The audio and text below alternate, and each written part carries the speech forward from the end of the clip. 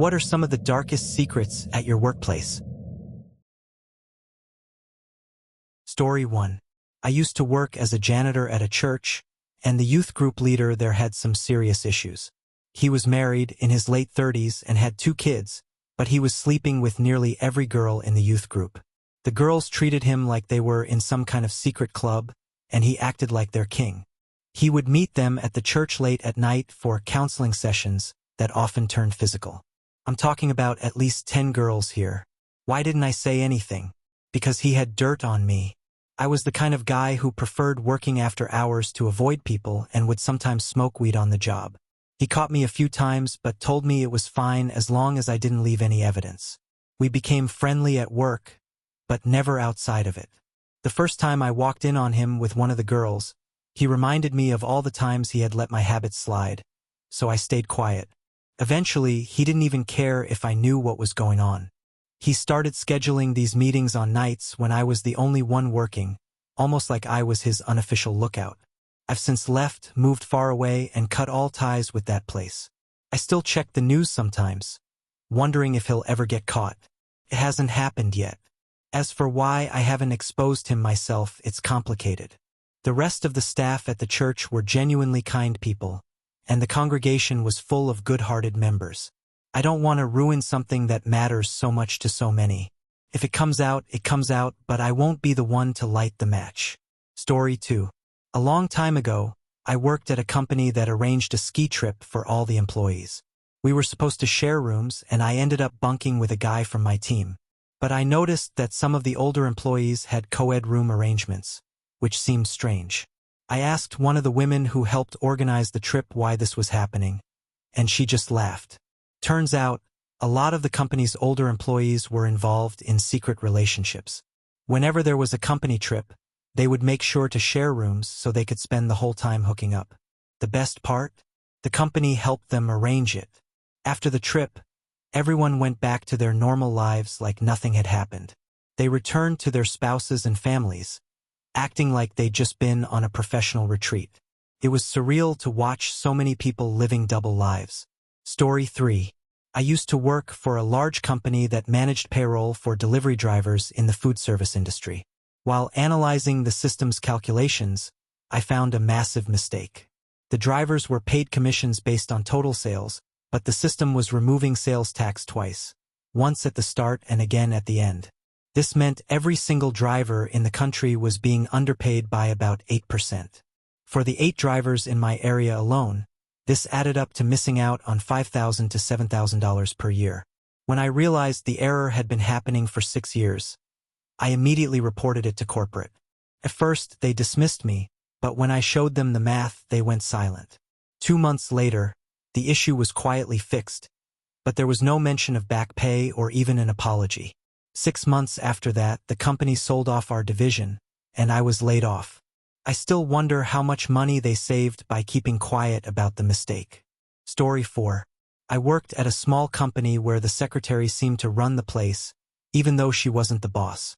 She got special treatment from the owner, who often paid her bills when she fell behind. Rumor has it, he even paid off her car after she threatened to tell his wife about something. Despite having no real qualifications, she was invited to trade conferences in Las Vegas and other places. She had no role in the business beyond answering phones and scheduling appointments, but everyone knew why she was there. It was frustrating to watch her get away with so much while the rest of us worked our butts off. Story 5. I used to volunteer at a church that ran a food pantry and soup kitchen for people in need. Most weekends, I worked outside handing food to clients, but one day I was asked to help in the stockroom. My job was to organize donations and make sure everyone got an equal share. As I worked, I noticed church members sneaking in and grabbing food before the doors even opened. One woman took 30 pounds of rice and stuffed it into her bag. When a box of fresh fruit came in, several volunteers started eating it on the spot. When the doors finally opened, I tried to hand a tray of food to a client, but the same woman grabbed a box of Oreos off the tray. When I told her it wasn't for her, she yelled, "I like these, so they're mine." I lost my temper and called everyone out for hoarding food meant for the homeless. The church director tried to calm me down, saying, "Volunteers deserve the best. That only made me angrier. I canceled a big food donation I had set up and never came back. The worst part? I later heard the director passed away from a heart attack. A small part of me wonders if my outburst contributed to it. Story 6. I worked for an MLM company that sold door-to-door products. They promised new hires unlimited earning potential and entry-level management positions. But it was all a scam. Promotions were based on sales performance, not management skills, so people who barely knew the job would become managers. Most employees were desperate for work and willing to believe the lies. The top salespeople made a lot of money, but only because they earned bonuses from their trainees' sales. Meanwhile, we worked 12-hour days, knocking on doors until late at night. My manager eventually quit after a heart attack, and our branch was absorbed by another one. I took the opportunity to leave and never looked back. The whole thing was a vicious cycle of exploitation. Story 7. I used to work at a small computer repair shop, and one of my coworkers had a creepy habit. He would take in computers from attractive female customers, pretend to fix them, and then go through their photos. I found out when I noticed him spending way too much time on certain jobs. He had built up a library of stolen images and kept it hidden on his work computer. Another coworker and I gathered evidence and reported him to management, but they shrugged it off. He still works there, and I couldn't stand being around him anymore, so I quit.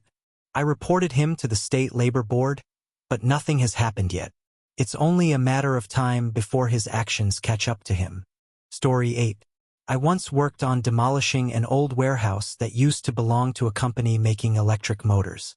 While tearing down the restrooms, I found something disturbing. The men's and women's bathrooms were separated by thin drywall, and there were small holes drilled through, giving a direct view from one side to the other. On the roof, I found an old tapioca pudding can that had been covering a hidden hole leading into one of the women's stalls. It was clear someone had set this up decades ago, turning the bathrooms into a voyeur's playground.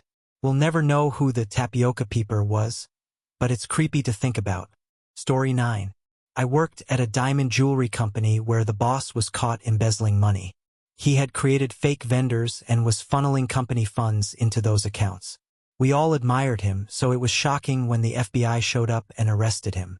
He had been using the stolen money to pay off debts from another company he scammed. A few days after being released on bail, he took his own life. He drove to a remote road and jumped in front of a truck. It was a harsh reminder that even people we look up to can have dark secrets. Story 10. I work with individuals who have traumatic brain injuries, and some of them are still fully aware of who they were before their accidents. One young man I worked with had attempted suicide in prison and ended up with severe brain damage.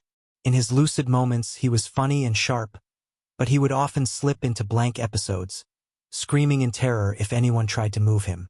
It was like he was trapped inside his own mind, unable to escape. It reminded me of Dante's Inferno, where the souls of the self-harmed are turned into trees, their branches constantly torn apart. For him, that wasn't just a metaphor, it was his reality. Story 11. I work in the hazmat industry, primarily doing spill recovery. Let me tell you, large companies will do anything to avoid paying for environmental cleanups. I've seen lead contamination levels so high it made me sick to think about it. One time, I found visible mercury literally swept under a rug. Yes, actual mercury, because the company didn't want to pay for proper disposal. Acid spills are often just washed into public sewer systems to save money. These shortcuts are illegal, but enforcement is rare, so companies keep getting away with it. It's horrifying to think about how much damage they're causing to the environment and public health. Story 12. I used to work at a small hospital that didn't have a designated morgue. Instead, we used a room labeled utility closet to store bodies. Since the ER was on the other side of the building, transporting deceased patients meant wheeling them through public hallways. To avoid scaring visitors, we would pile laundry on top of the bodies to make it look like we were just delivering clean linens. It was an unspoken rule to keep things discreet, but it always felt strange, knowing we were passing by families and patients with a body hidden under the sheets. Story 13. I work at a fast food restaurant and our main chef is eccentric, to say the least. I usually work the front counter, but I can often hear him laughing this creepy, high-pitched laugh from the kitchen. One time, I glanced back and saw him hugging a burger he'd just made, like it was some kind of stuffed animal. Customers don't seem to notice, but it freaks me out every time. He has a friend who comes by occasionally, and it takes him forever to decide what to order. The chef gave him a job once, but it didn't last because he scared the customers. Honestly, the whole situation is bizarre. Story 14. I work as an aviation maintenance technician for a European airline. Recently, the company started outsourcing major maintenance checks to a facility in Mexico to save on labor costs. When one of the planes came back, everything looked fine on paper, but we decided to do a deeper inspection. That's when we found severe corrosion damage in the wings, so bad that the wings might have detached during flight. The union stepped in, and the company put a hold on outsourcing more planes for maintenance. It's terrifying to think about what could have happened if we hadn't caught it in time. Story 15. I once heard a story from a dental assistant about a new dentist who made a huge mistake. He accidentally pulled the wrong tooth during a procedure. Instead of admitting the error, he quickly told the patient they had just discovered some decay on the neighboring tooth and offered to remove it for free. The patient left thinking they got a great deal, but in reality, they lost 2 teeth unnecessarily. It's scary to think about how often mistakes like this might happen without anyone knowing. Story 16. I once attended a meeting for a massive industrial project, and the moment I'll never forget was when we discussed the budget for expected loss of life. Based on the number of hours worked, the company estimated 3 fatalities and set aside a reserve for up to 6. Each death was valued at $1.7 million to cover fines, legal fees, and productivity losses. It was sobering to see human lives reduced to numbers on a spreadsheet. The discussion reinforced one thing. While safety is a priority for CEOs, it's often just a means to avoid financial losses. Story 17. I used to work for a food company, and the things I saw there made me sick. The food was often spoiled or moldy, but instead of throwing it out, they would repackage it and sell it to a different market. If employees complained, they were written up and told to keep quiet. I once saw them send out food I knew was rotten to tens of thousands of customers. The day I quit was one of the best days of my life. I couldn't keep working for a company that was probably poisoning people every day and didn't care.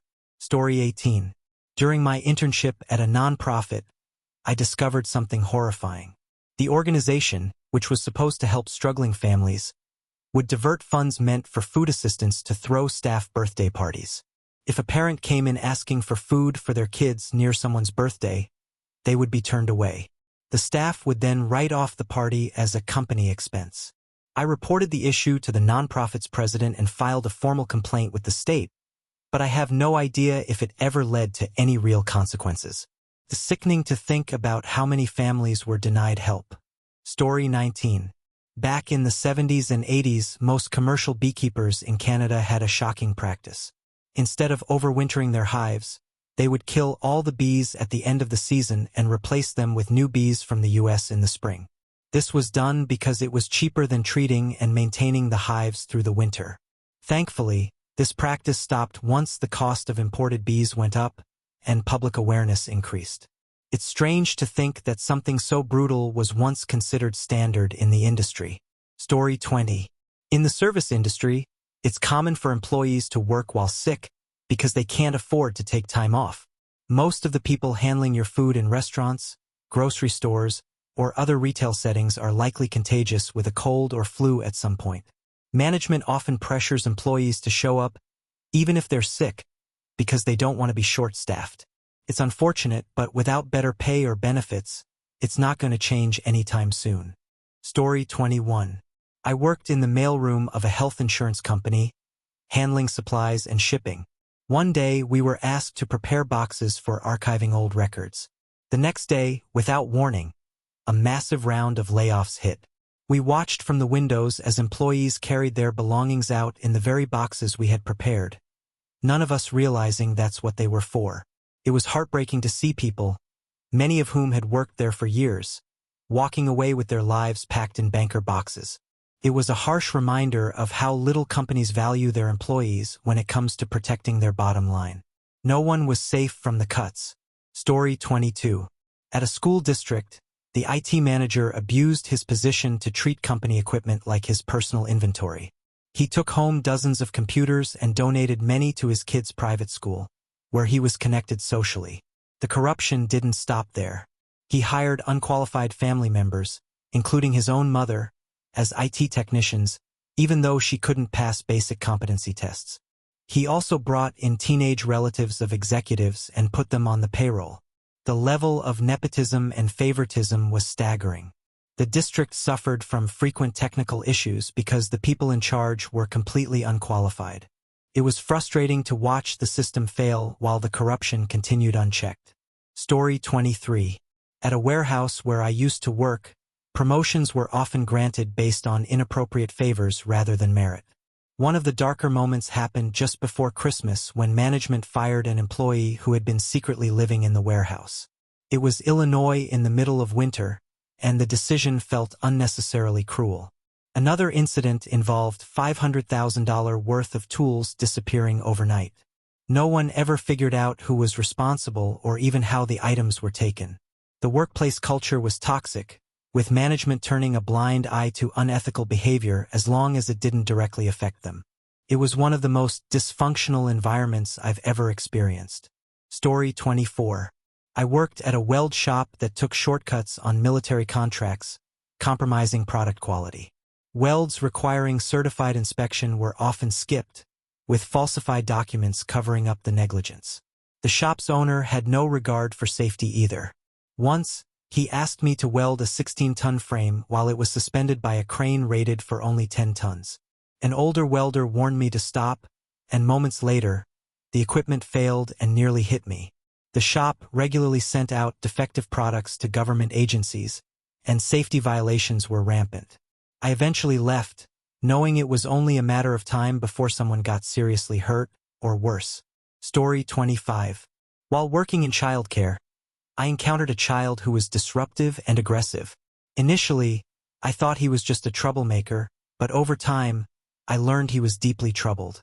It turned out a close family member had been abusing him since he was 4. He refused to identify the person, fearing they would get in trouble. Parents of other children often complained about him, unaware of his background, and some even criticized his mother. I tried to be patient and supportive, but his behavior eventually reverted to being difficult. It broke my heart to know what he had endured. I still wonder what happened to him and hope he found the help he needed. Story 26. At a car wash I worked at, the workplace culture was chaotic. Employees openly used drugs, mixed drinks on the job, and manipulated customer feedback forms to boost their ratings. The district manager was oblivious to the chaos, even as employees sold weed and took breaks for quick hits in the bathroom. Meanwhile, he managed to lose $30,000 in the span of a month due to poor decisions. By Friday afternoons, no one in the shop was sober, and projects were deliberately overestimated to make customers happy when they were completed early. It was the most unprofessional environment I've ever worked in, and I was relieved to leave it behind. Story 27. Cisco, a major networking company, has a questionable business model.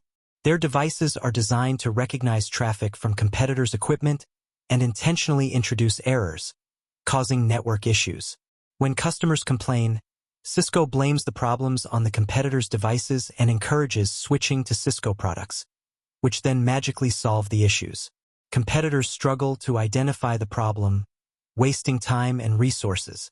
This fraudulent strategy keeps Cisco on top, as customers are misled into thinking their products are the only reliable option. It's an unethical practice that highlights how far companies will go to dominate their industry.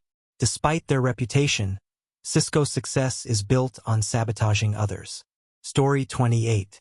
I worked at a science museum that had an exhibit showcasing how quickly baby chicks grow.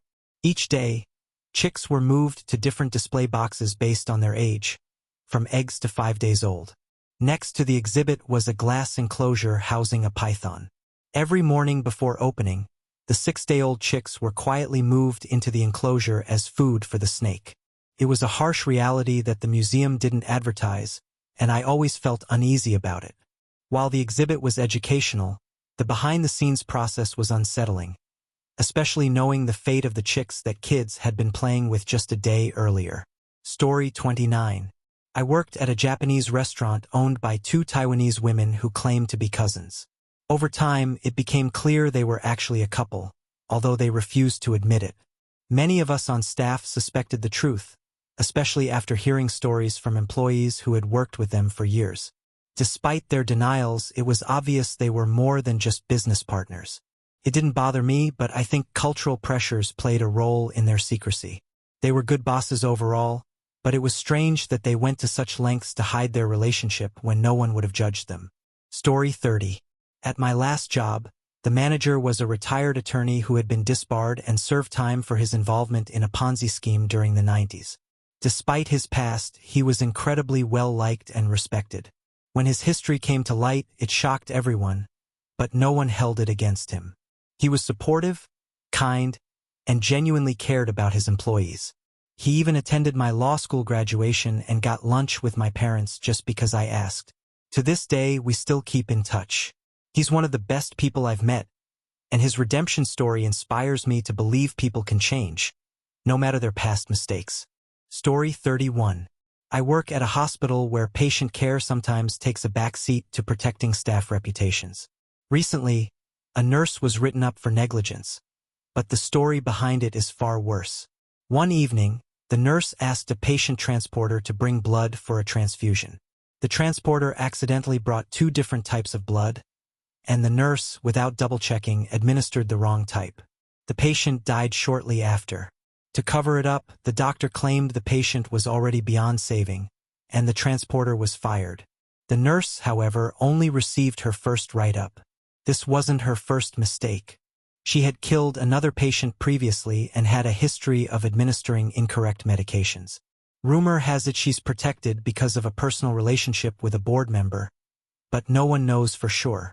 It's infuriating to see someone repeatedly jeopardize lives and face almost no consequences. Meanwhile, the transporter, who made an honest mistake, lost their job entirely. I can't fathom how someone so careless is still employed in a field where precision and responsibility are critical. It's a chilling reminder of how favoritism can endanger lives. Story 32.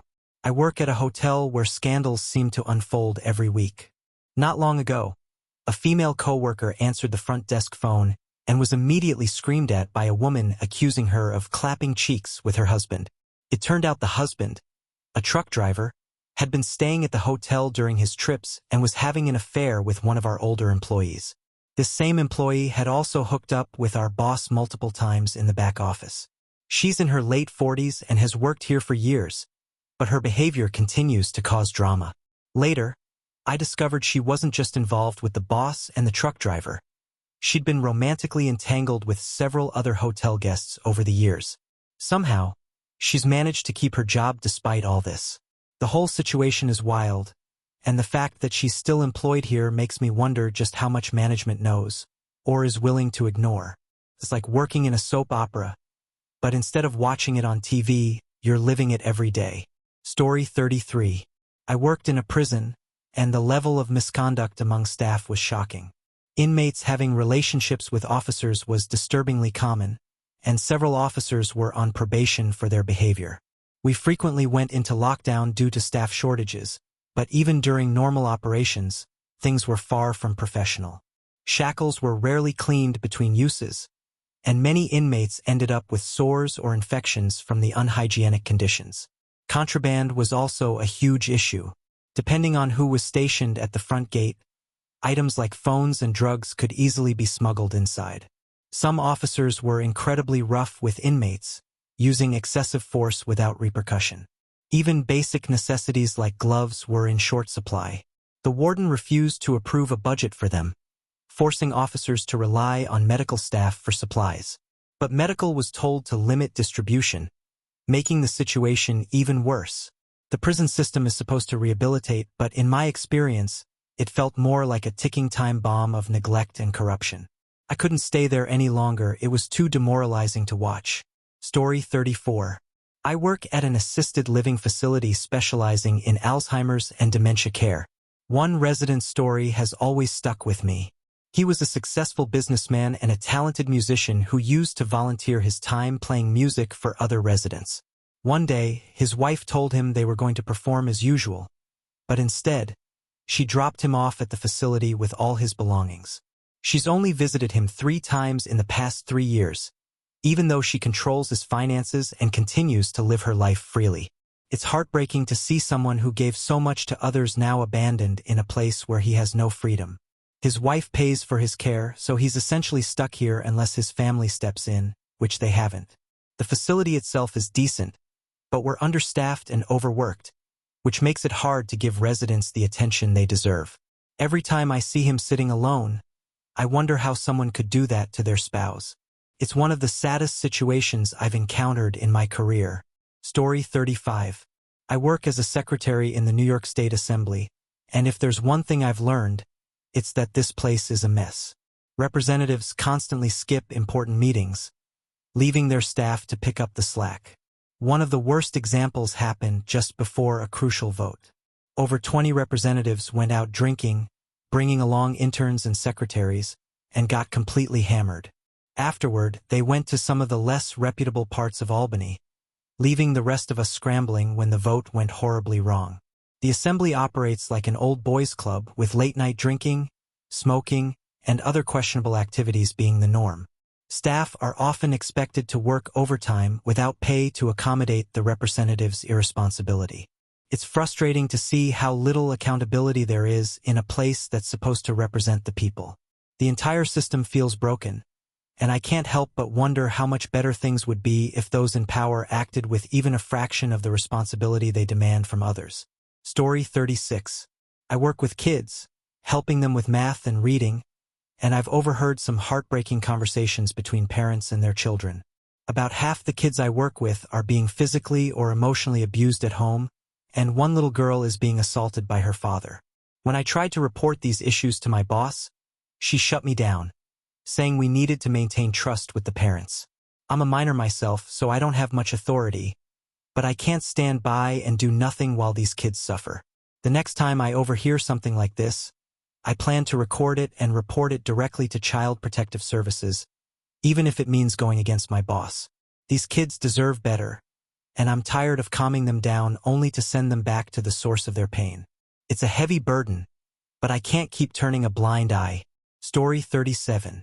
I work at a tech company that claims to focus on wildlife and environmental conservation, but the reality couldn't be further from the truth. The management team is obsessed with buzzwords like synergy and innovation, but they have no idea how to run a sustainable business. We spent millions developing a prototype that, if mass-produced, would cause severe environmental damage. To make matters worse, our office layout is so poorly designed that it's nearly impossible to navigate. Things reached a breaking point when our building was taken hostage by a local mob. The police couldn't even find their way through the maze-like layout, and we were stuck for hours. Ironically, a 10-year-old kid ended up saving the day.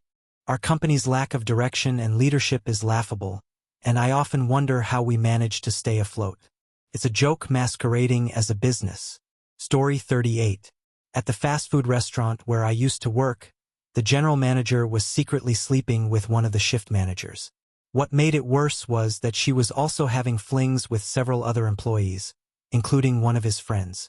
Every morning before the restaurant opened, they would hook up in the back office. She even bragged about it to some of us, saying she loved the attention. It wasn't just limited to employees, though. She had affairs with customers and even the manager of a nearby hotel. The whole situation created a toxic work environment. I couldn't believe how unprofessional it was, and the fact that no one in upper management addressed it made it even more frustrating. I was relieved to leave. Story 39. At my last job, a low-level sales employee named Susan managed to climb her way to the top in record time. She started by flirting with Brett, her supervisor, even though they were both married. They began an affair, and she eventually became pregnant. They divorced their spouses and married each other. But the baby looked suspiciously like the company owner, who Susan had also been involved with. Her relationship with him secured her a promotion to accounting and purchasing manager, even though she wasn't qualified. Susan wasn't well liked, but no one dared to challenge her because of her ties to the owner. It was frustrating to see someone manipulate their way to the top while more deserving employees were overlooked. Story 40. I used to work in a news station where favoritism was rampant. The assistant news director once hired her nanny, who had no experience, to produce the 4 p.m. weekday news. Her own career was built on manipulation. Before becoming an assistant director, she was a reporter married to a successful PR rep. She cheated on him with a radio host, got pregnant, and used police connections to harass her husband during their divorce. She built a false record of misconduct against him, won full custody of their kids, and married the radio host weeks later. Her ex-husband's life was ruined, while she continued to climb the career ladder. It was a story straight out of a soap opera. Story 41. I worked for a law firm owned by a man who also ran a tourist attraction. One tragic day, a patron fell 30 feet from a ride and died instantly, with the entire family witnessing the accident. To protect his business, the owner used his connections with other law firms he owned. One of these firms contacted the grieving family, pushing them to sue the ride manufacturer instead of the attraction itself. This shifted liability away from the owner. We tried to look up the case in our records but found nothing, as it was handled directly by the firm's IT department. Emails and files were carefully concealed, making it clear that the situation was being tightly controlled. It was unsettling to see how easily tragedy could be covered up for financial gain. The family likely never realized they were being manipulated, and justice for the incident was never truly served. It's a reminder of how people in positions of power can use legal loopholes to protect themselves at the expense of others. Story 42. I used to work for a major engineering company that handled U.S. government contracts. Our business model was built on maximizing billable hours. When we convinced the government we were behind schedule, they approved 20 hours of overtime per week at 1.5x pay. But here's the kicker. During those overtime hours, employees did almost no work. I saw people gossiping, sleeping, playing games, or even swimming in a nearby river. As long as they were physically at the office, they got paid. Management knew exactly what was happening but didn't care because the company profited from the inflated overtime rates. It was a massive waste of taxpayer money, but no one questioned it because everyone benefited financially. It was eye-opening to see how much money could be funneled into inefficiency, and it left me disillusioned with the entire system. Story 43. Years ago, I worked for a company tied to one of the darkest aviation scandals. The owner, Michael Snow, formerly Mickey Yeekes, was linked to a faulty in-flight entertainment system that allegedly caused the Swissair 111 crash, killing everyone aboard. The company, Interactive Flight Technologies, rushed installations and bribed engineers to certify unsafe systems. After the crash, the system was deemed non-compliant with FAA standards. Yeekes later rebranded himself and started a new business, but his heavy-handed management style remained. It's unsettling to think that someone connected to such a tragedy could continue operating unchecked. The aviation industry may have moved on, but those of us who remember the details know the real cost of cutting corners. Story 44. I work in logistics and recently uncovered something strange. Certain employees seem to shield specific truckloads, making them difficult to track. After investigating, I discovered these trucks were transporting large quantities of drugs, mostly marijuana. What's odd is how the account reps involved seem untouchable. They've built a system where they anonymously request inspections on rival shipments, leading to drug busts that conveniently eliminate competition. Despite their modest salaries, these reps live far beyond their means. I suspect they're either taking kickbacks or working with law enforcement. For now, I've stayed silent because it's mostly marijuana, and I don't see it as a huge issue. But if this ever escalates, I'll have to decide how much I want to get involved. Story 45. I've worked in many hospitals, and one consistent issue is how rarely doctors and nurses properly wash their hands. Physicians rely heavily on vital signs, but those numbers are often fabricated by overworked nurses or aides. During night shifts, nurses sometimes administer sedatives just to keep patients quiet, even if it's unnecessary. This leaves patients lethargic or confused in the morning, but doctors rarely intervene. Another troubling practice is the use of jerry chairs, where demanding patients are left immobile and without access to call lights. Some patients end up soiling themselves because they can't ask for help. Hospitals are supposed to be places of healing, but without a family member advocating for you, it's easy to fall victim to neglect. It's a tough truth, but one I've seen far too often.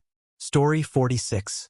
I work as a front desk agent at a hotel, and you wouldn't believe the things my coworkers get away with. Many of them show up high on weed or party drugs like Molly and cocaine. Some even drink on the job or come in completely plastered. Theft is rampant, too. Employees regularly steal food from the kitchen, items from Lost and Found, and even $100 VIP packages meant for guests. Management is either oblivious or complicit, as they're often involved in the same behavior.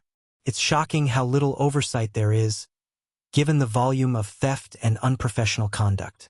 I've learned to turn a blind eye, but it still amazes me that the hotel stays in business with this level of dysfunction. Story 47. As an apprentice for electricians, I've seen how many shortcuts are taken in the industry. Hotels and retail stores often rely on unqualified handymen to handle electrical work, only calling in licensed electricians when something explodes or shorts out. At one job, we found blast marks on a mains board that had been poorly repaired by store employees. The wiring was a mess, and the components were cheap knockoffs. My boss refused to fix it unless they agreed to a complete overhaul, which they declined. It's terrifying to think how many public spaces are running on unsafe electrical systems. Most people assume these places are up to code, but the reality is far different. Story 48. At my first job working in a movie theater, I noticed some employees had a clever scam. They would collect discarded ticket stubs after movies and refund them for cash using fake names and phone numbers.